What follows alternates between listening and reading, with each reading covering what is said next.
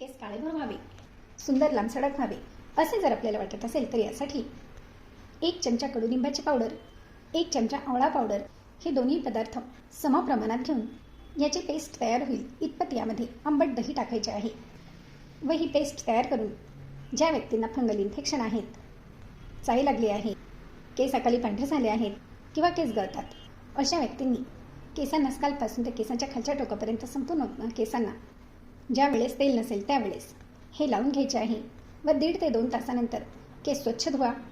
यानंतर जे ऑइल तुम्ही वापरत असाल त्या हेअर ऑइलने मसाज करा व दुसऱ्या दिवशी किंवा 1 ते 1.5 तासानंतर केस स्वच्छ धुवून घ्या.